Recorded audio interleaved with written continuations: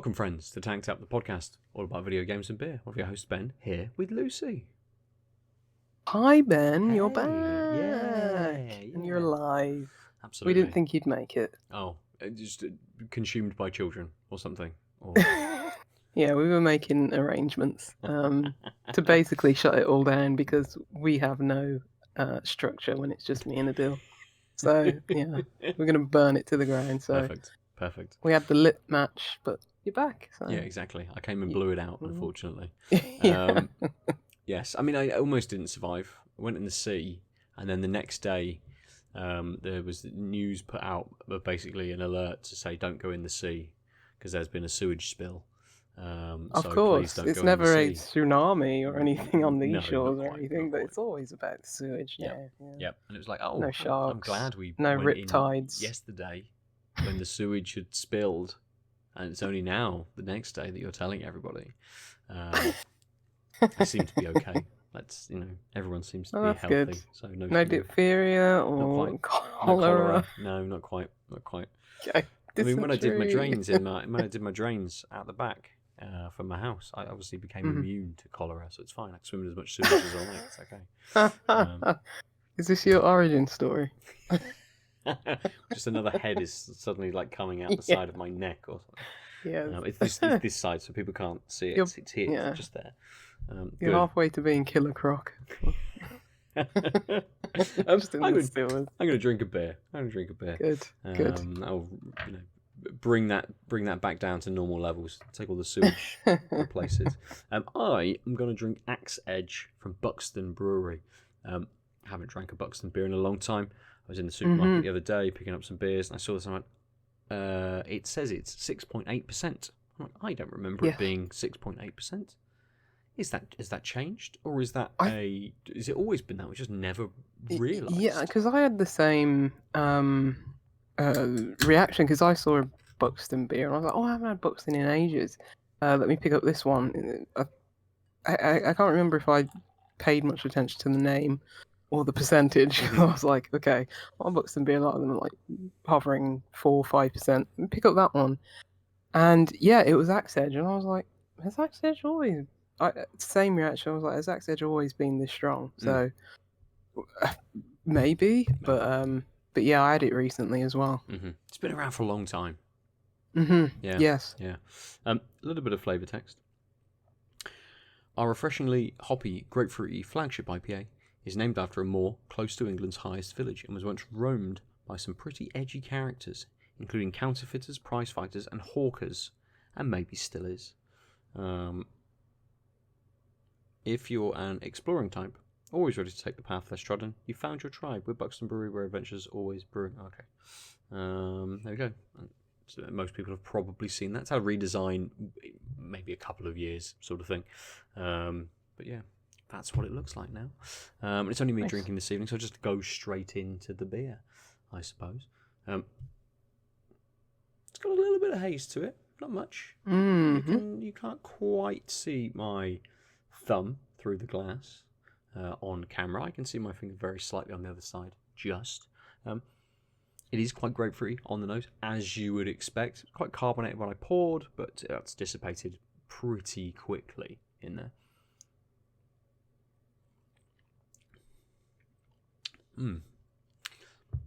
So it's very, subdued. And I always feel this way about Buxton beers.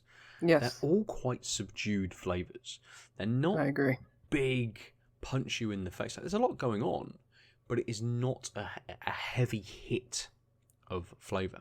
I'm getting that grapefruit, absolutely, and that is leading very nicely into a piney finish. But again, not big. The bitterness is a little bit bigger than the flavour, perhaps, and the pininess has got a slightly more ashy kind of taste to it, perhaps. It's a little bit more heavy on the bitterness. Heavier on the bitterness than just a piney kind of finish. There's just an extra element to it. I think they're one of the few breweries who are just still, doing bitter well, and they haven't really deviated into the overly fruit forward kind of juicy Nipas to a large extent. I think, they still keep the bitterness in those beers, even when it is those kind of styles, which is nice and it's refreshing. Yeah, absolutely, absolutely. And I think in a way, it's a nice change of pace. Last night I drank several double IPAs. Nice. And, the level, they were all really sweet. So yeah, they're all kind of up here with us. This doesn't have that level of sweetness. It's almost like a golden ale or a bitter or something like that. It's a little bit flat. It's got that little kind of slightly more watery mouthfeel to it. It's not medium bodied. It's quite light on the body. Yeah, soft. Yeah, but it's got that hit of grapefruit. It's got that fruity hit. As I said, subdued, not big, but it's there, and it leads into a lovely piney bitter finish. Dial that bitter finish down, and you would expect this to be a bitter or a best or whatever else we call those kinds of cask sort of ales. But this it's nice to kind of go back to something that's a little more, that's good, but it's just a little simpler as well. Yeah, absolutely. And yeah, that's what I think they're best known for. Just, as you say, a bit more subtle, a bit more subdued, just doing the basics right, and not going over the top and crazy with it. Absolutely. I'm trying to see when I last had it. Maybe I took a picture. I just scroll through hundreds of photos now, just undiscernible beers. Yeah, no, I didn't take a picture. Probably because it's I've had it so many times. Sure. Before, so. Yeah. But yeah, the reason I'm not drinking today is because I'm off to Sheffield tomorrow. Just for a little quick overnight trip. Just visit a few of their breweries there. Who's in Sheffield? That's the thing. It's been a bit of a difficult research project because some are just we have a brewery, but we don't have a tap room open. It's not open to the public or something like that. Just online orders only. It's not you. Sorry. Yeah. And some places, got shut down over COVID and stuff like that. But as far as I know, Heist Brew are there. Oh yeah. Triple Point are there, and the ones who I've been itching to go to are St. Mars of the Desert, because I really like their beers. Yeah. So yeah, just do a little trot around the city centre, see, maybe go into a few little bars or pubs or anything. Just a little one, just knock off a few more. Yeah. See what the lovely town of Sheffield. You can get a tram. Sheffield's got trams. That's about all I know about Sheffield, really. It's 2 football teams. Yeah. The Blades and the Blunts, yeah. I'm not a Sheffield United fan, for the record, but okay, Sheffield Wednesday and Sheffield United. Yes. The thing is that with the breweries, I think a lot of them are on the outskirts anyway, so I think it's just going to be a little bit too much for me to walk. Manchester was fine because it was okay, I had all day, and it was I mean, you're planning a trip there soon as well. But everything is in very close proximity to one another. You could go to Cloudwater, Track, Sure Shot, and Phantom. Is it Phantom? No, it's not Phantom. Bloody hell, what's the name of that blendery there? Something else. But anyway, they're all within 5 minutes of each other. Yeah. So it's that's 4 there. But yeah. I remember with Manchester, because I don't think you went to Marble. No. But I always put Marble in the same sort of category as Buxton. Now, again, just absolutely bashing out slightly more trad styles, but just having those basics kind of down. But I think Marble's maybe a little bit further out from where you were. It is, yeah. It is, yeah. And there's always a next time. Yeah, absolutely. Because I love Manchester and I want to visit more. Used to go to university there, so it's like a second home. Yeah, and it's not really far for you, is it? No. Short. 90 minutes. Yeah, and it's done the pilgrimage many a time, so it's and you can just basically put on cruise control and then you're there. It's one straight road. So yeah. Nice. Good. Right, I will drink this. Should we talk about some video games? Because I've got a couple of things I've dipped into. Nothing I've really, played a huge amount of. Could I start? Absolutely. If you don't mind. Because I think it's a good segue, because me and Nadir were like struggling to remember or figure out what games we had played last week. And it was like, oh my gosh, how did I forget? I played a very northern game, which ties well in with the Sheffield and Yorkshire kind of thing. I played Thank Goodness You're Here. I talked about it on the Out of Rupees podcast that me and Francis record. Nice. Go and give that a listen when he edits it and uploads it. I always love talking to Francis. It's very good. And yeah, they call it a slap performer because you're this weird little dude and all you can do is jump and slap. And it's absurd. There were many times that I was laughing out loud, just saying, "What is this game?" It's basically a 2D cartoon, sort of like an adventure game. I guess the closest thing you could align it to is maybe Untitled Goose Game, because it's like set in a British town, and you're basically this little weird dude who's landed in the town of Barnsworth, which is the most English sounding. Well, there's definitely a Barnsworth somewhere, isn't there? There's gotta be. Yeah.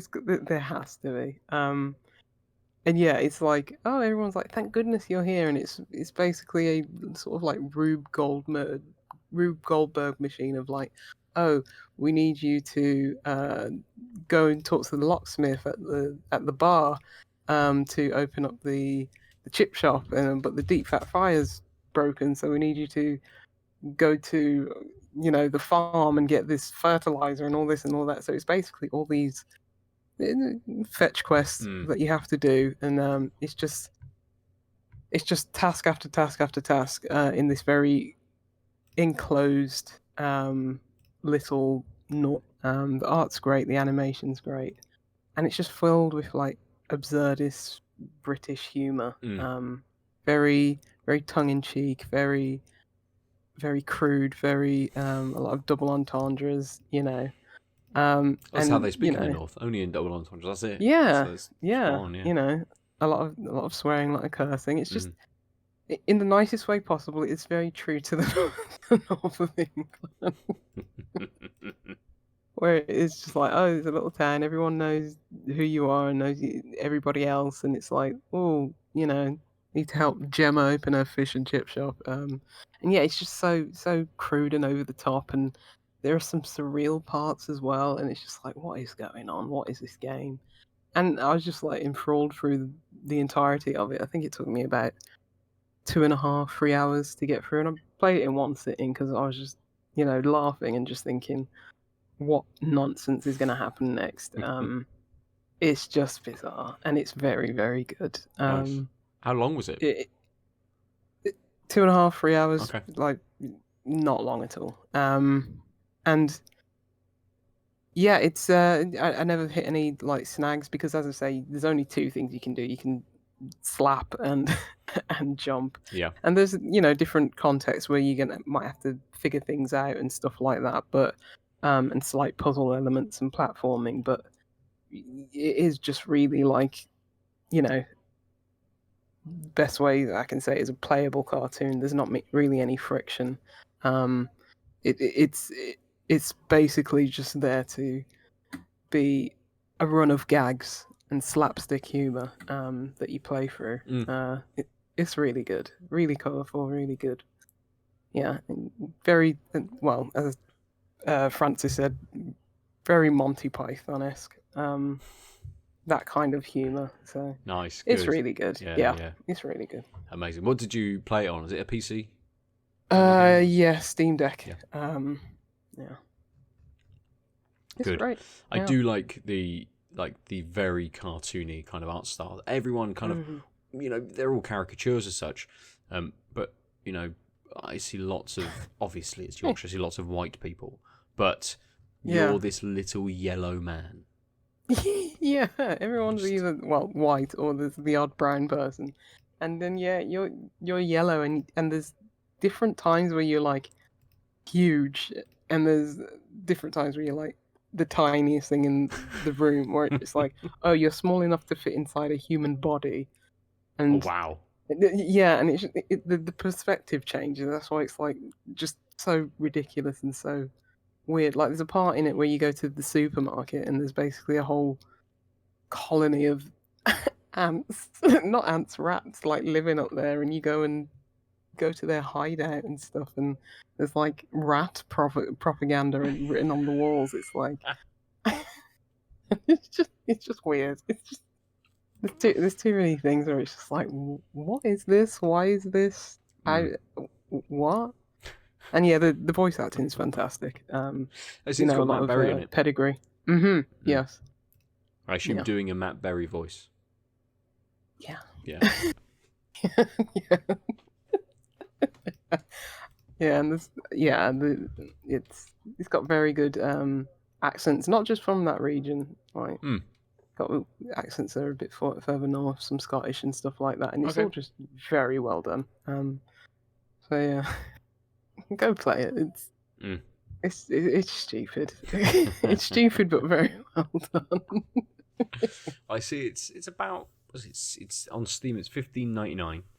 And you could probably find Untitled Goose Game much cheaper. That's also $15.99, and they're doing a sub £30 bundle. Humor. You know. Yeah. It's $28.78, 10% off basically if you buy Untitled Goose Game and Thank Goodness You're Here together in a bundle. That's a good fair, most bundle, people probably have Untitled Goose Game somewhere at some point because it's been given free on pretty much every service that exists to this point. I'm glad because it's from Panic as well, isn't it? The same publisher. It's nice that it's similar in that kind of comic vein or comedic vein. Yes. But it takes quite a different level of aesthetic. It's not just the way that it looks. It's like the animation style. It's the actual kind of the caricature sort of nature of things and how their sort of expressions change and sort of what happens and stuff. Untitled Goose Game, whilst it has that sort of slightly toned down sort of kind of, no one's really got any features apart from like glasses and a nose or something like that in Untitled Goose Game. This almost leans the opposite way and tries to put that level of detail in, but in is very expressive in what it's kind of showing. So it's nice that it's almost. She reminded me of part of the game, which I won't spoil, but yes, it is very expressive. Okay. Nice. Some of the faces they pull are, well, I'll just leave it at that. I enjoy one of the screenshots. Is in a fishmonger's and it's just a fish smoking a cigarette. It is the fishmonger who I was speaking about. Oh, really? Specifically. Okay. Yeah, there's something that you can do in that fishmonger. I've also just seen on that screenshot on Steam. There's boxes in the background. And then one of them says fish ends, and the other one says bell ends. Yes, it's full of that stuff. I can see the level of humour. Absolutely. Nice, like good. Shagger's Supermarket and stuff like that. And there's like there's this one like you control is completely taken away from you, and it's like there's this little vignette that you just watch about one of the shop owners, and that alone could just be like a 5-minute snippet on like BBC like late night in between programs, and it just this brilliantly narrated and directed like little comedy sketch, and it's brilliant. There are some really funny things interspersed with the rest of the other funny things, but there are some like standout moments from that game as well. So nice. Yeah, good. It's on my wish list. Good. Perfect. Cool. I might jump in with a game which is completely different to this. called Minds Beneath Us, which Okay. I haven't played a huge amount of because I started it on the PC, played maybe like half an hour of the sort of the opening, kind of almost like a prologue sort of part to it, and then went away, took the Steam Deck with me, went away, Steam Deck couldn't connect, couldn't pick up a cloud save, and updated the game because it hit the internet. And it was like, cool, the game's updated, but you're just starting again now. I'm like, I don't know, for some reason just wouldn't pick that cloud save up, which is fine. Have cloud saves? Because some games still don't have cloud saves. Really? Okay, maybe. But this does have it, so it may have just been... I mean, it didn't matter that much because I'd only played like 30 minutes. I wasn't that sort of worried about it. But it's a kind of cyberpunk sci-fi, not quite visual novel, but it's much more of a sort of a story-heavy kind of game. And you start off, at least the prologue kind of puts you in this dystopia kind of cyberpunk, really, where people are you're basically you're playing out a scene, and you find out that ultimately they can put minds into bodies and just recycle bodies constantly of people, and the story then kicks into a bunch of different characters. The main and sort of protagonist that you're playing goes to get a new job within a like factory, or I can't remember exactly what they call it, a farm, I think they call it, where essentially humans are batteries for computational power for AI, essentially. And I mean, sort of, but it's interesting. It doesn't sound like sort of. It sounds like absolutely. I mean, there's nothing wrong with that. Like, one of the best movies and concepts ever. So, like, fill your boots. I haven't got far enough yet to know what the level of that is. Whether that person is just then, they're taken and they're in the farm, or whether they have some kind of life, whether they're unplugged at some point and they actually have a life and that's their job. It appears so far that would be the case. So I'm a character, I've gone through, I'm newly employed in this farm, and the first task I got is to interview people who want to basically start doing this. They're willingly giving themselves to sort of be this kind of computational. They just want that steak, body man. And stuff. And whether that's it, like, they're like, I'm down on my luck, I'm unemployed at the moment, I had this lovely life before, it's all gone to shit, don't know what to do, I'm here. Like, and it's kind of, it's tried to lean into the, like, your team lead is like, this is just a test, don't worry about it. There's only one right answer from the 4 people that you're going to interview, or there's one best answer from the 4 people that you're going to interview. And essentially, if you get it right, you'll get the job. Again, I don't know how true that is because I haven't gone through all of that process yet. But I really like it so far. It's just one where I really want to, like, it's not something to just kind of sit down. I thought it would be. I thought it'd be a game I could just sit down on the Steam Deck whilst Kim is watching something else. But it's actually something that really wants your attention. Yes. Because there's a couple of questions, and there's a lot of dialogue responses that you can kind of give. And one popped up and said, from the information you've already looked at, who would you choose? And I'm like, oh, shit. I recognise the 4 names from the 4 files that I've already read.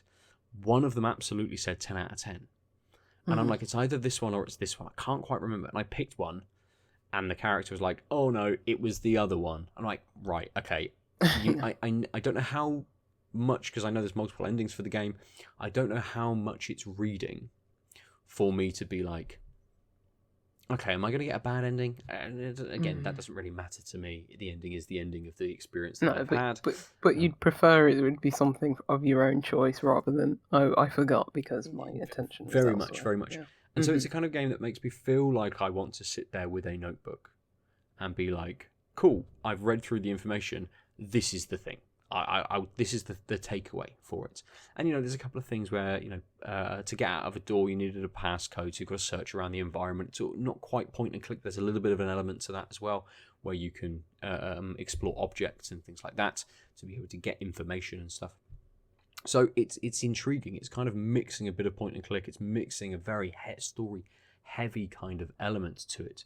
And the sort of dystopian, and I suppose it's taking a slightly more East Asian sort of, vibe to it. Yeah. Huge, towers, lots of neon, but a little bit of openness to it, a little bit of open space kind of as well. It's not all incredibly densely packed sort of urban areas and stuff.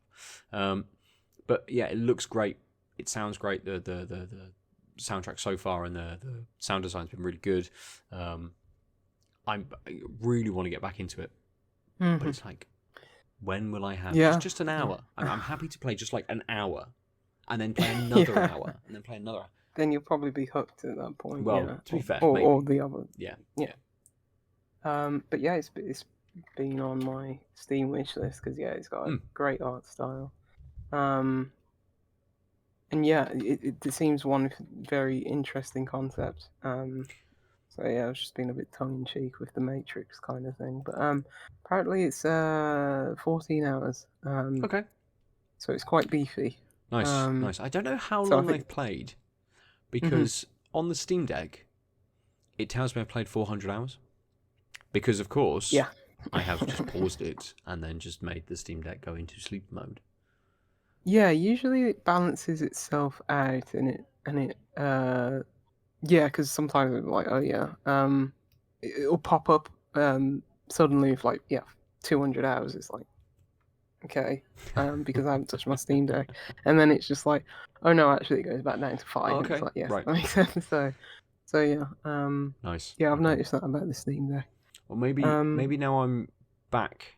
Well, I've been back for almost a week, but I haven't touched the Steam Deck since being back. So maybe later, after we've chatted, I'll go down and just switch it on, let it do its thing. Yeah, and recalibrate and stuff like that. It sorts itself out. Yeah. But it's as I say, it's an intriguing story so far, and one I really want to kind of get into properly. Loads of stuff in the trailer is happening that I'm nowhere near experiencing yet. So it'd be good to see exactly, again, what level of control there is over some of these kinds of elements. It's like shootouts and some sort of, like combat sections. Is that just a scene playing out, or is that something that I actually have a bit of an impact on as well? So yeah, it'd be interesting to see how that changes as I'm playing through the game. So yeah, that's Minds Beneath Us from developer and self-published from somewhere called Barebone Studio, which at least on Steam don't have any other games.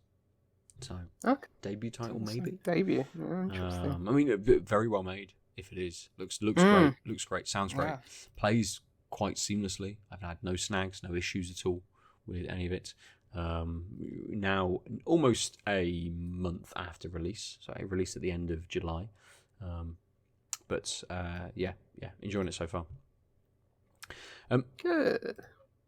Do you want to jump in next? Got anything else you want to chat about? Yeah, absolutely. A game that you sent across only yesterday. Oh. The Crimson Tide. Let me check embargoes. Let me just double check. It's out. Oh, is it out? Okay. Yeah. It came out on the 15th, so we're good. It's called not the Crimson Tide. That's something different. It's called the Crimson Diamond. Yeah, it's called the Crimson Diamond. Which, I mean, me and Adil were talking last week how it's like I'm not really in the mood for games. I need something very like cozy and relaxing. I talked about playing Flock. Which is a game from, I think they're called Hollow Ponds. Richard Hagen, some other dude. Apologies, can't remember his name. But anyway, I'll talk about that. And the next game that they have coming out later. But because that'll only take 5 minutes, because it's not out yet, but there's a demo out. But anyway, the Crimson Diamond. Yeah, been in a bit of a slump, and it's like, I just need someone to tell me, okay, Lucy, if you're not in the mood for a Metroidvania, because there is a Metroidvania game I've been playing, but I've been on and off it. But it's like, if it's not a Metroidvania game I need, it's a point-and-click adventure game. It's going to be one of the two that I need. I'm a very simple person. This is a bit different because it's a text parser game, so it's like harping back to even pre kind of like Scum, LucasArts kind of point and click. If you've ever played a text adventure before, it's literally typing in text commands and interacting with the game in that way, rather than using like the verbs that a Scum engine would have, or just pointing and clicking, and combining items with drag and drop and stuff like that. So this is as I say, it's harping back to the days of yore, when things were simpler and kinder and just better overall. The developer is Julia Minamata. And yeah, I just saw like the inspirations for our things like early Sierra games, stuff like, I guess, stuff that like Roberta Williams worked on. I even saw like, there was like a review from Roberta Williams that I just saw on the Steam page. I was like, oh. She says, if you love the old murder mystery games like the Laura Bow mystery series, you enjoy this game by Julia Minamata. Nice. So that's cool. I'm going to read that review because I'd very much like to see what she says. But yeah, that's after I finish it, because I'm on chapter 3 of how many chapters are in here overall? You sent me a guide which I haven't looked at yet, but I'm sure will come in handy very much soon. There's 7 chapters. It's set in like, I think it was 1914? Okay. Around there in Ontario, Canada. So this is Adil's game. Yeah, and it's basically someone on one of the settlements up there has found a diamond inside a fish, and you are a mineralogist student at the university. Like this young girl, like, plucky, green-eyed, very enthusiastic. She's sent up there to go investigate. And it's a case where it's like, oh, nobody's here in this very remote place of Canada, because of course it's Canada. And someone stole your luggage, and now this bridge has been blown up and you can't get back home and stuff like that. So it's very like you're in this very secluded lodge with a set of different characters who are also there by circumstance or mishap or whatever. And it's going along the lines of, this is more about like character development and having an intriguing story, rather than just like a few gags and a few separate puzzles. This is very much more slow paced, and making sure you like get immersed in the environment and the atmosphere and the kind of setting of the game. So first of all, like, it's just like, oh, okay, there's going to be I mean, one of the first things you have to do is like eavesdrop on like conversations that are going around in this lodge. These, rich people and tycoons and stuff like this, and all these who's double crossing who, and what's going on, what's the greater mystery of what's happening up here. So that's been very interesting. In terms of like the puzzles, it is typical like point and click affair where it's like, okay, there are people squabbling behind this door. I need to eavesdrop on them. How do I eavesdrop on them? Okay, I get a glass tumbler. It's like, hold it up to the door. I've played a video game before. I've played a point and click video game, of course. I think the only friction that I've had so far is with the text parser, because that's just part and parcel for these games. No matter how many you've played, there is going to be some friction in getting the game to do what you want to do. It's like, oh, I know what I have to do. Like the glass tumbler thing, for example. It's like, okay, I'm going to need a glass. It's like, immediately I was like, okay, I'm going to need a glass.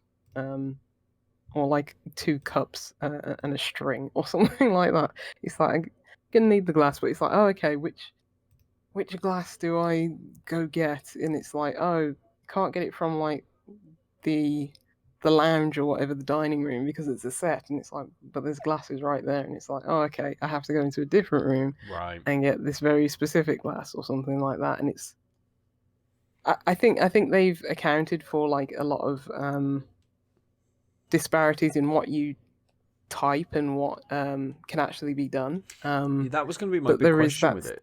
Like, it's how tight is that kind of level of gameplay? You know, if you've got the glass, for example, and you want to go in and listen, can you type listen? Can you type eavesdrop? Can you type, you know, various different words? That because I typed eavesdrop and I was like, yeah, I typed eavesdrop and I was like, is that going to work? And it did, because that doesn't seem like a conventional verb that would be used in a text parser. Something would be like much more simple, but hey, this is like 30 plus years since those games were made. There's going to be a bit more wiggle room. Like, potentially they've got a bank of words that will work in that instance, almost. Exactly, yeah. And like, well, I'm sure this game has no AI text parser in it, but it's just like, you know, if they're using a large language model, then that would be very easy. But, you know, obviously you want the constraints, because this wants to feel like a game from that time, but with probably less of the constraints. I think it's doing that mostly well, succeeding in that, because only a couple times I've had those kind of frustrations. I'm glad you gave me the guide, because I have come up to a certain part where it's like, I have all the things, I just don't know what you want me to write to use them. Because it's like, I'm having to take fingerprints, and it's like, okay, I've done all the esoteric, like I've got the soot, I've got the adhesive paper and stuff like that. It's like, okay, I've got all these things. Now, how do I take the fingerprint? Because I'm not sure if I can just put like use tape. Well, you can't use as a verb in this game, but it's like I can't just do tape on glass, tape on tumbler, or something like that. It's like I know what to do. It's like I think my brain's broken anyway, so I know. I see an object in a point and click game. It's like, oh, I'll probably have to use that in this weird puzzle. So I'm like always 1 or 2 steps ahead of these games anyway, most of the time, not with everything. So it's like, I just, you know, if I'm 2 steps ahead, I don't want the game to keep lagging behind me in its kind of like constraints of what the text parser is allowing me to do. So yeah, that's a bit frustrating, where it's like, okay, the story's moving slowly, which I don't mind, because I think it's a very intriguing concept, and I'm enjoying the slow pace and the characters and stuff like that. It just, even the setting and the art style, which is amazing. It's like, it's using like probably like 16 colors that we could get like 30 years ago, but it's so bright and colorful. Purple and greens, loads of them. Yeah, it's like a King's Quest game almost, and it's yeah, so I'm enjoying like the slow pace and like the kind of nostalgia of it. But I'm just wishing that the puzzles would keep up with, you know, the pace that I want, which is more of, okay, I want more puzzles. Give me that challenge, but don't let the challenge be me fighting with the text parser. Sure. I want that challenge to be me fighting with, oh, what could I do? Oh, you know, how do I do this? How do I do that? And all the times that I've had to actually think, that's been super rewarding, as you know, which is what I come to these kind of games for. So, but yeah, really enjoying it. It's a game that's bringing me back, and it's like, you know, I've been wanting to play it all day today, but haven't managed to play much of it. So it's like, it's one of those where it's like, yeah, this is the kind of game I needed, and yeah, that sweet hit of nostalgia, but with less of, but okay, some of the constraints, but a lot more quality of life, and understandings of like how that genre used to be very frustrating, and then minimizing it to where it's only a tiny bit frustrating. So it's like, oh, I don't mind checking the guide because it seems like I had a look at it and it was like, oh, it's giving me hints. It isn't just telling me the answer. It's like it's one of those that will kind of push you along and then just nice. That's nice. Reveal the answer to you. So that's very good. Brilliant. But yeah, really enjoying it so far. Good. And definitely one I'll finish. Nice. Mm-hmm.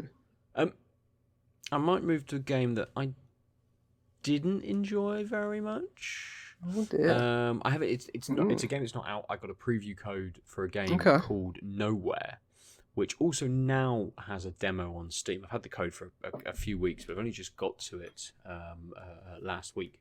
And when the email came in, I was like, "Oh, this sounds good." From the Steam page, Nowhere is a Nordic-inspired narrative mystery horror game, telling the tale of what happened to the Norse gods after Ragnarok when their worship ended. Nowhere features a unique blend of realistic detective gameplay and survival horror in Nordic aesthetics. Hard to read. I'm like, cool. I'm still playing Alan Wake. This seems like it might have a similar kind of element to it. Alan Wake leans into the sort of the Nordic aesthetic a tiny bit. Obviously, a detective-ish sort of horror game. And I thought, okay, cool. It might not be the same kind of game, but it's on the same kind of tone that I'm absolutely really enjoying at the moment. And first off, it is still in a preview. It's a demo. It's an early build of this game. And when I loaded it up on the Steam Deck, it crashed instantly. Fine, absolutely fine. It's a preview game. So I waited until I was back, jumped on the PC to play it, and turned or got into it, and it looked absolutely beautiful. Like the level of detail was insane, but it ran like shit, and I just had to turn everything down. I went down to it was on ultra graphical settings. It was at 120 frames a second, so I took that down to 60, and I took the graphics down to I think the medium setting, and it looks like a game with spaces to move through, and it's absolutely fine. But it didn't quite have having to roll that right down, and I might have been able to play with the things a little bit, gone to 30 frames or something, and had it on a higher setting. Higher graphical setting or something like that. But you are, at least in the preview, in a first-person perspective, moving through a forest, looking for a group of tourists who've gone missing, right?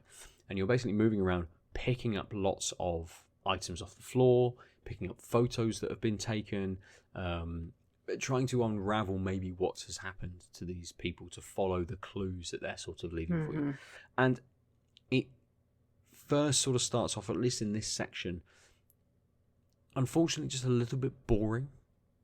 Like I'm moving through the forest, I picked up a couple of ominous sort of sounding clues, get to a old fort that's in disrepair and has fallen down, and whether it's a Norse sort of small settlement, you can go in a couple of the buildings and there's a couple of items you can pick up. I don't know what you would use them for, but I picked up a Norse or I can't remember what it called it, like a Viking axe, and then it just disappeared off the ground. I'm like, okay, cool, I've just got that now. I don't know whether I will use it in any kind of way. And moving through that space and picking up the items and uncovering kind of what these people have kind of gone through was okay, but it wasn't like as a preview, it wasn't gripping enough to get me to play it again after I hit a point, which I'll come to very shortly. But it kind of didn't quite do enough to want me to jump straight back into it and be like, cool, I know where to go now. I will pick up the things. I'll get back to that point. What happens next? Can I see sort of this? There's no introduction to any of the characters. Are you playing as a robot in this game? Oh, I don't know. Just because it's sort of like I'm on the Steam page, and one of the pictures of them like shaking a Polaroid. It looks like they have like robot arms. No, I think it's a person. Pretty sure it's a person. Okay. That's an interesting robot arm. Can you see it on Steam? I'm on the Steam store page. Yeah. If you go scroll down to at the information. It Yeah. says the story of an awaited Nordic god, game features, Mm-hmm. and there's a GIF of him or her So shaking there the is. Polaroid. Yeah. Maybe that's just Looks like a robot. like an in place, just a model. Oh, Maybe right, for the moment with this early sort of build of it potentially. You're right. It does absolutely look like a robot arm shaking that Polaroid. Yeah, because I was like, what is this genre then? If it's like inspired by Old Norse mythology and stuff like that, and it's like, well, it's obviously like and yet set in like yeah, space 2099 or something instead. You know, it's a sort of okay, we only send robots to do these things now. Gotcha. But like I would imagine from the Steam page, you will see that it takes a slightly different tone suddenly, and it you move through the environment.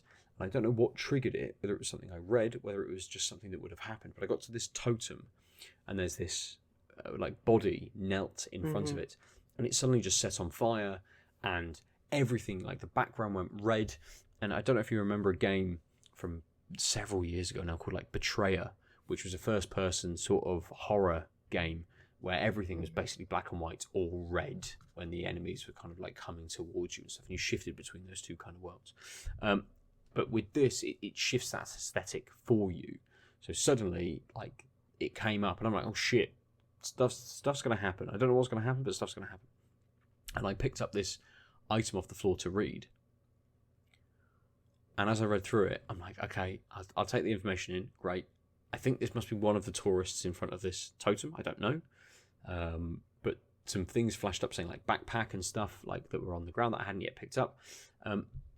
And then suddenly, as I come out of because every time you pick something up, it puts it in front of you, and like you can't move around with it. It basically pauses where the character is. But as soon as I put that down, this fucking thing grabbed me. You know, not quite PT, not quite what's her face, Lisa, when she grabs you and spins you around in PT, as she does. But it was very, very similar in that fact. It made me jump a little bit, and I'm like, okay, cool. But then the game came up and said, it asked me a question. I'm like, okay, this is interesting. Like, is this like almost like a state to be able to jump back in, so to save yourself? And it asked me a question which I thought I knew. So basically it was like, what's the name of the book this person is writing? And I picked up loads of pages, which obviously put the title at the top of the page. And I'm like, oh, for fuck's sake. Like, it's like 6 words long. I am never going to be able to remember it off the top of my head to type it in. So I just wrote... type it in, not even type multiple it in, choice. right? Wow. Not multiple choice, you've got to type it in. So I don't know what happens if I get it right, but I got it wrong, and I died, and I had to start at the beginning again. And I'm like, well, I'm not that enthralled enough with it to go any for you to further. Put those hurdles up. Like, absolutely. And I think it might be one when, if there's a bunch of screenshots, a bunch of trailers on Steam, that if it gets to a point where either the preview version is updated in some kind of way, or they come out and they say, actually, we've refined the gameplay in this kind of way, we've changed it a little bit in this sort of way, then I might go back to it to experience that preview, that demo version, kind of again before a release at some point, because it doesn't have a release date currently. Oh, okay. But it is, so I've now understand, Midnight Forge, the developer, again, self-published, is a solo dev. So who knows how long it will take. But it's an interesting premise. Yeah. It just didn't quite do enough in the preview to make me roll back into it. So not champing at the bit for it to come out in, but who knows what it'll be like when it does. Exactly. Yeah. Unfortunate. But... If I can suggest a horror game, it just reminded me of something when you said Betrayer, and I don't know what that is, but when you said black and white, have you ever played Dark Echo? It's on Steam. I played it on mobile back in the day, a while ago. Was it like 20? Dark Echo. 14? Oh yeah, it's in my Steam library. Oh, have you ever played it? Yeah, I played about an hour of it. Yeah. I really like that game. Oh, this. I think that's one. Yeah. I think that's one of the most clever horror games I've played. Okay. Because it's not too scary because I'm a wimp. Because everything's abstract. Obviously play it with like headphones because it's all about the you basically, well, on iPhone or whatever, you tapping on the screen, like sort of like doing an echolocation of where you are, and moving your footsteps forward, and then that would come up in like just like white little like echoes, like echo patterns, and like all the enemies that are coming to get you would show up in red, and they'd hear your like footsteps. And yeah, I really love this game. Just thought it was so smart, like the way it did it. Everything's just like audio, like kind of horror experience rather than, visual that most horror games are. Yeah, absolutely. Yeah. So yeah, I typed in Betrayer as well on Steam just to double check I got the name of that game right. And I looked in my Steam library. It is called Betrayer. But when you type it into Steam, this is not one of the games that comes up very highly. Even though I've typed in the word Betrayer, but it's doesn't come up. It's not the first hit. There is another game called Betrayer with a demo. It looks like from Steam coming. Oh no, that is Betrayer. That is it. For some reason, it just comes up saying it's a demo version when you type it into Steam. But that is the version that is the one I played. That's the game I played. Again. Oh, it's because it's no longer available on the Steam store. That's why. Oh, is it not? Well, I can play it. Well, that's good. I played 3.5. I've only played 3.5 hours of it, but play it if I wanted to. I see the resemblance now too. Yes. A forest, wooden structures, black and white. Well, not black and white, but at least that tonal shift between a kind of a coloured element and then into a different sort of set. So the Betrayer was like, cool, it's coloured, and then now it's black and white with just really red bits happening at you. And nowhere does a similar kind of thing where it's full colour as you're kind of moving through it, and suddenly that tonal shift happens when these creatures, beings, whatever they are kind of out and about hunting you down. I just didn't realise, I think when I was playing Nowhere, that when I'm in looking at a page, that one of these things would be able to just be like, hello, I'm just waiting for you to put this page down. As soon as you put it down, I'm going to scare the shit out of you. Yeah. Always fun. Jump scares. Yeah. I'm not a fan most of the time myself, but yeah. Shall we talk about games that I'm not too much of a wuss to play? Absolutely. Wilmot's Warehouse is getting a sequel. I saw this. Yes. Yes, I saw this, and I was very happy, and I downloaded the demo for, what's it called? Not Wilmot's Day Out or something. Wilmot Works It Out. Because spoilers for Wilmot's Warehouse. I mean, it came out so long ago.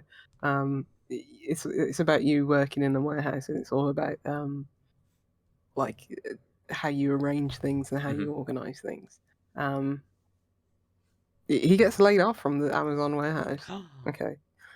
Quote unquote Amazon warehouse. It isn't specified to be Amazon, but yeah. He gets laid off at the end of the game. The poor little man worked himself to death, moving all those packages on his own.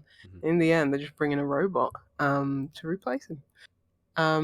So whilst that was yes, it was a capitalist nightmare, that game. But this one, Wilmot Works It Out. It's about him unwinding from his warehouse job. Okay.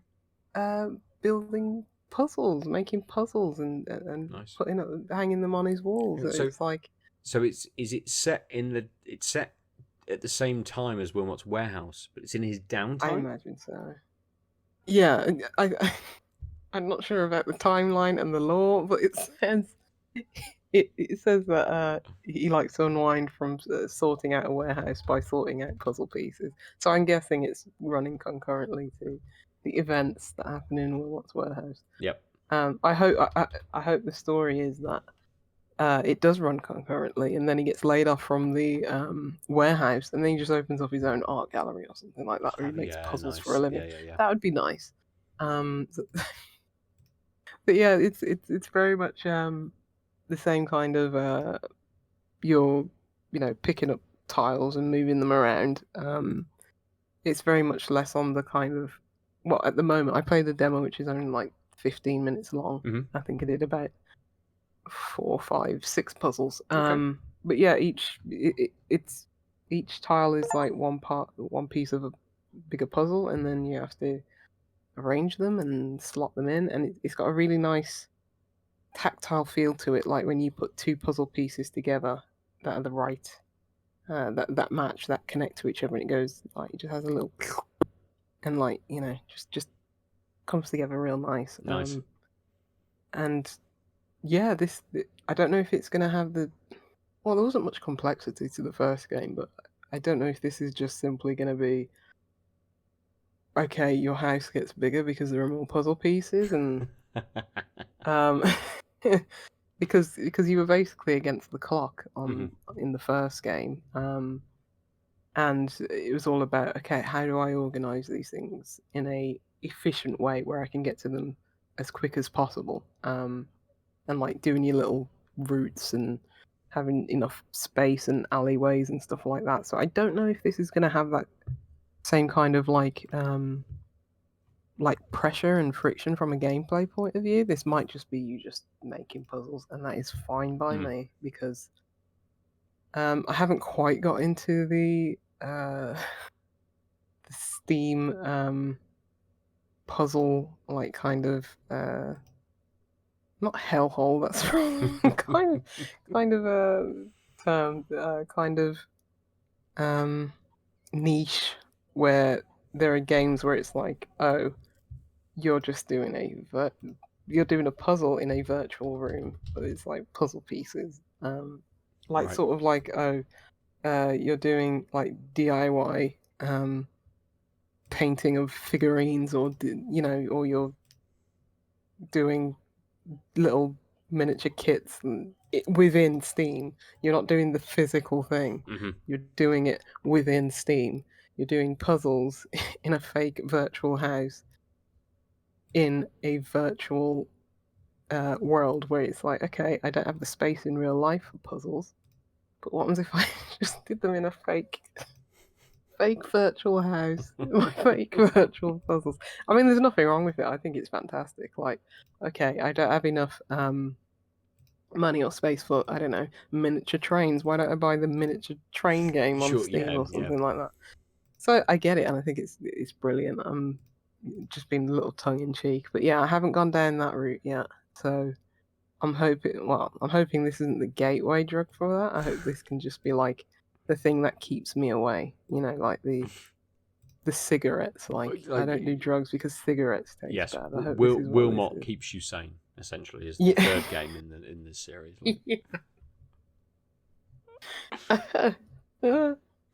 So yeah, I think that would be. Why am I more interested in the story in this game than the actual gameplay? I just hope Wilmot finds peace. That's fair. Absolutely, that's what we all want. That's absolutely fair. Interestingly, I swear I cried when I first played this game because I was so stressed about getting along. So I just want him to be happy. Absolutely. I just want this square with a smile to be happy. Wilmot. I've gone down a tiny rabbit hole on Steam because when you said, in that kind of mood about puzzle games and stuff like that, I'm thinking, oh man. Suddenly I was like, I played The Witness, right? I love The Witness. Great game. I was thinking about it the other day. I thought, oh, did I play it on Steam or was it a PS4 game? I can't remember what I did. So I literally just put The Witness into search. And when you write Witness, The Witness is not the first game that comes up. A game that came out this year called Bear Witness is the first game that comes up. As in like the mammal bear? No. There's definitely mammals involved. Oh no! And they're Is there. this? It's just another sex game, mate. Oh, Every single search we seem to do on Steam has some kind of sex game attached to I it. thought it was gonna be like, oh, like bear and breakfast, like a little life sim with this cute little bear. Or it's some kind of like... It came out 20th of July. That's why it's yeah, hot that's why off it's the the top press. one. Absolutely. Oh my god! Or it's some kind of awful, like, like religious detective sim where bear witness is an expression of that sort of thing. But no, it's just another sex game. I'll never not be surprised. Like usually when I see it, like when the video auto plays, I'm just like, oh okay, and then like the third image is just like Watch the video. hardcore penetration. I was going to say, I didn't watch the video. Virtual form. Don't. But I don't know why it surprises me still, but it still does. It still does. It's still like, how is this? How am I just seeing this? How am I just typing in, want to see what the witness is, or how much the witness costs? This 10 out of 10 brilliant masterpiece of the game. And it's like, oh, bear witness. That's coming before Steam. This must be good. And within seconds, my eyes are just assaulted. But at least if you watch the trailer long enough, there's 11 possible endings. I didn't. It's I kicked off it. Like absurd. How is it every time we think, oh, we'll search this? Just the sex game. Okay, now we need to read the reviews then. Oh shit! Is there? Oh yeah, because it's out. We'll do Adul's review roundup for. This game is a work of game. art. Satisfying endings are paramount. Of course, the connoisseur. I'd be so ashamed just to have this pop up in my library, let alone write a review. Yes, you have to read the person who's written that one is also called Super Moisturizer. So,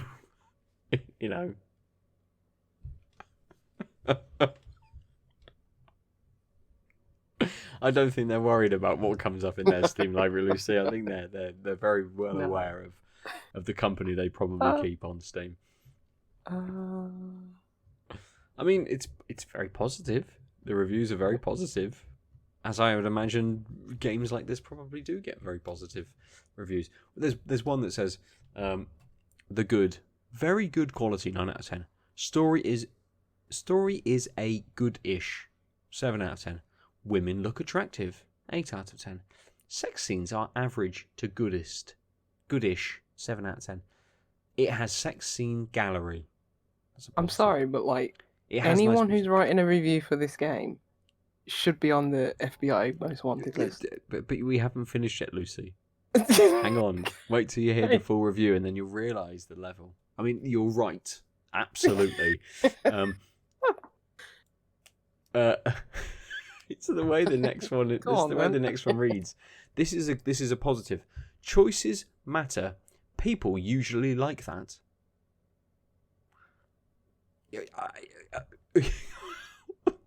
Like, okay. In what context? Cool. Fine. Real life or like? I mean, adult visual novels. What are we talking about? Exactly, Lucy. But also the bad. There's only one bad thing. No moaning sounds. Oh no, you need that.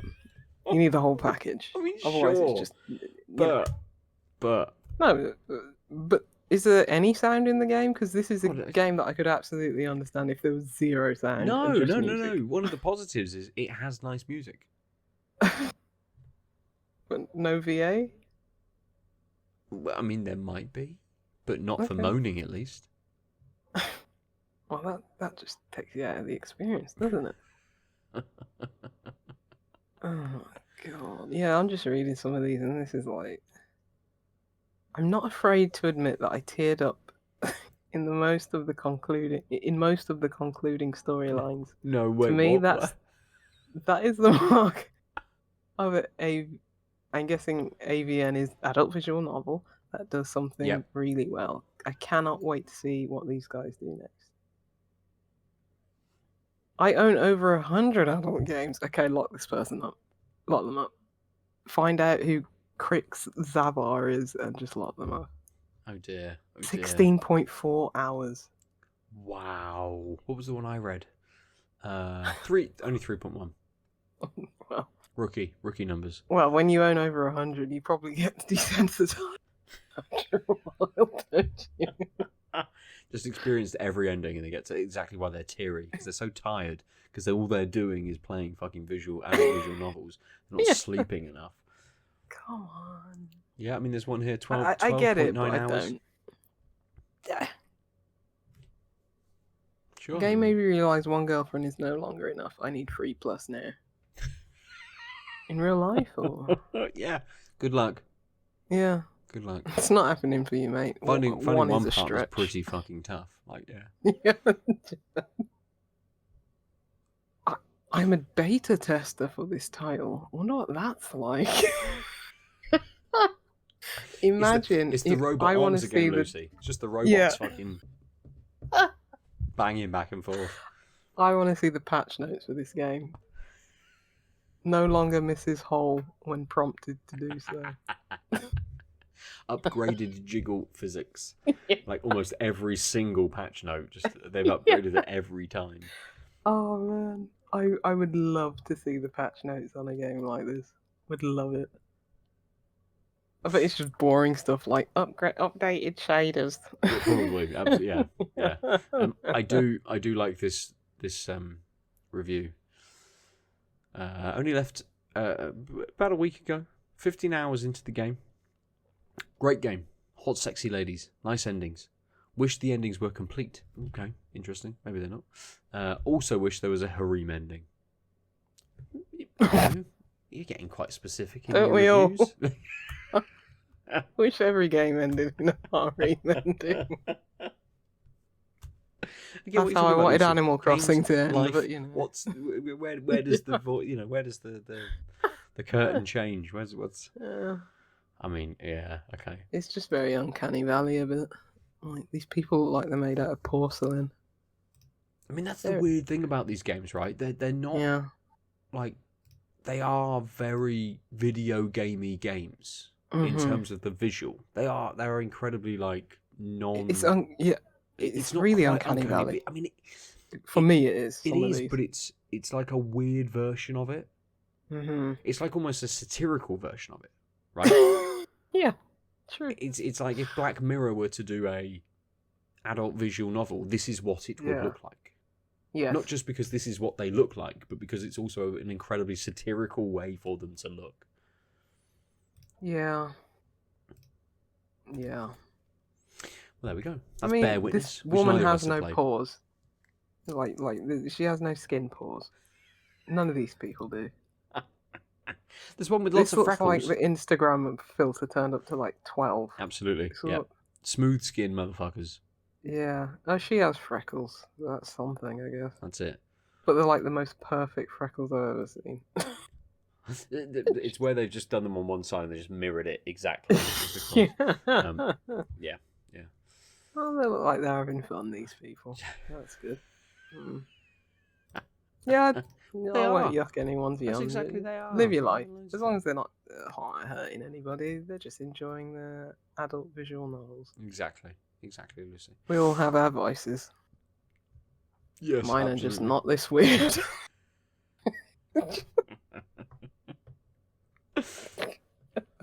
Oh dear. Good. Well, have you got any other games to talk about, Lucy? Not after that, no. Absolutely. I think we should end on that one. Yes. Every now and then we do one of these podcasts where we just throw in an adult visual novel for the listeners and viewers to go check. Exactly. It'll be on the thumbnail probably. Just to draw the people in, just in case. Get some new viewers who actually probably say to us, "Play these games. You might enjoy them. Don't just talk about them. Play them." But I'd have to destroy and defragment my hard drive every single time. So is there a purge Steam library option? You can hide games. Right. That you own, because I remember that used to be something that you couldn't do. But now you can, because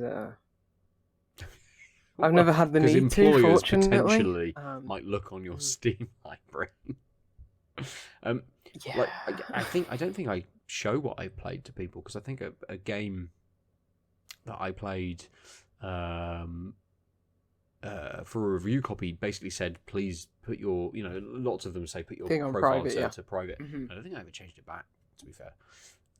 Yeah, I think mine's public. I could play hundreds of these games and no one would know. Yeah. Mm-mm. Cool. Install. We just need that beta access. Hey, Play them all. Exactly. I don't want to pay like 12 quid for it. Absolutely not. Just want to see it's the going to do nothing for me. Jiggle physics for free. Don't want to have to have paid for it. How am I going to get off on paying for stuff? Exactly. I know somewhere else you can go for free for the exact same thing. This is better. Right. So. Absolutely. This is why I don't really get adult visual novels. Yeah, because I'm sure this is more interactive, but most visual novels are not. So. No, but even then, there's a sense of choice potentially with some of them, isn't there? I guess. But yeah, They absolutely. I'm pretty sure they probably did this in like the 90s. Had like choose your own adventure kind of video games that were like full motion video. Yeah.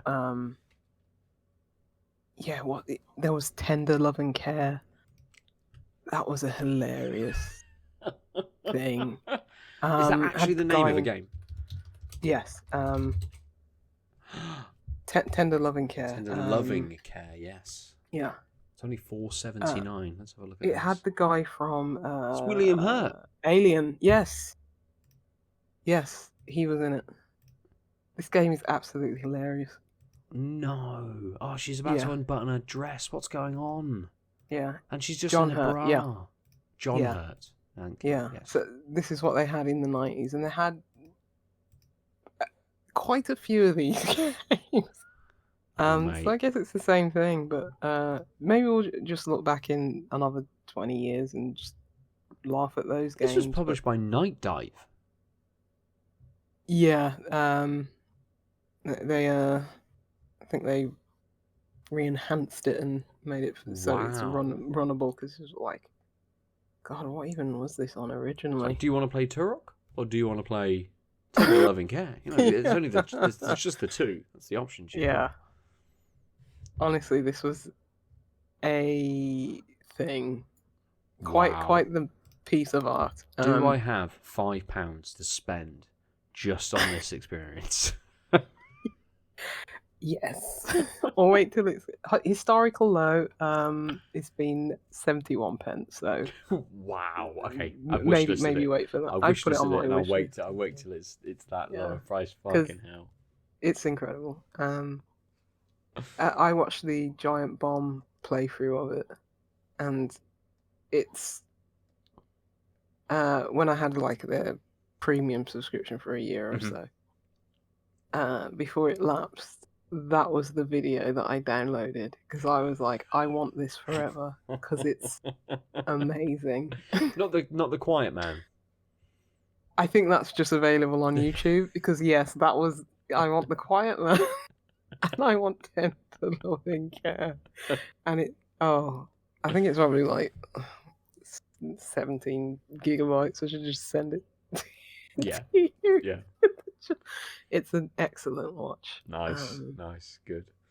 It's just incredible that these things got made with budget, absolutely. How much did John Hurt cost? He was probably the entire budget. To be honest, when you see what, I do enjoy the trailer. It's like video game, and then it just like fades into the FMV version of it. The actors sat there in the space sort of thing. So. Oh, it's excellent. Yeah. Like every year or so, I like when it's like very, very cold outside and there's nothing better to do. You just want to be cozy. I watch through the playthrough of this because it's just. It's excellent. It's so good. Perfect. Nice. Well, again, what a good place for us to finish on this week. I will mention the Axe Edge. It lost a little bit of its bitterness as I was drinking through it. As expected, I suppose. But yeah, a nice beer, a nice sort of reset to the more sweeter things that I've been having recently. But again, available like now in the supermarket. And the amount of like 7% beers that are available in the supermarket is quite, reasonable, I suppose. Maybe they can make them absorb some of that tax because they're making it in bulk. Yeah, absolutely. Yeah. Well, like Cannonball's maybe Cannonball's 7.5%, I think, something like that. Magic Rock. Yes, yeah. I haven't seen that for a while. That's in the supermarket. That's in Morrison's. Okay. What else did I drink yesterday? Life and Death, the Vocation. That's a little bit higher as well. Again, maybe 7.5, 7-ish, something like that. Tram from Salt. Okay. I think it's like 8%. Oh, really? And is in the supermarket. Nice. So you can go in and get. I'm gonna have to have a look. Yeah. Usually I just don't even go to that aisle anymore. No, I mean I rarely do. I might go in and pick up like a little 4-pack of something every now and again if I know that I'm just gonna be hanging at home for a weekend or something, and kind of not going anywhere. But yeah, I went in the other day. I was like, oh, I've had all of these beers. Maybe I'll just have that one. So I'll have a butcher's next time. Yeah. Good. Good. So, dear listener, dear viewer, if you want to tell us about your AVN games that you enjoy, please do so at Tanked Upcast, or go over to outoflives.net. Leave comments on the podcast episodes. Hit all of us up over on the Discord. I'm at Nova_47. Lucy is Juicy Loose 9. And we're pretty much everywhere. Instagram, Twitter. I'm gonna change it to Super Moisturizer though. It's very good. Talking of usernames, I was wondering where you were going. Yeah, well, speaking of brands of moisturizer, I started. I was going to talk about it a bit more next week. I started playing PES, or whatever it's called, eFootball, kind of. The free Konami. Is that still coming out? Yeah. So there's an eFootball 2024, which I assume is going to be a 2025 version at some point in the next month or two. But I needed something. I wanted something to play on the PlayStation with the girls. And I'm like, cool, PES is free, right? This new version is free. I'll just play that. And someone has the username Nova47. And I'm like, how dare they? Where you are sure these it's not you? I don't know. Well, I don't think so. Do I have It's not you. I mean, it might be. Just registered under a completely different email or something like that. Yeah. But I typed it. So I typed it in. It said pick a username. I typed it in. It's like that username has been taken. I'm like, well, there's no login. There's nothing for me to log into. It is just. Oh, just your name. Just put it in now, please. I'm like, oh, okay. Well, I will. So who knows? It could be me on a previous version. But I don't think I played eFootball. I don't think I played eFootball. I played PES, but I don't think I've played it since it's become eFootball.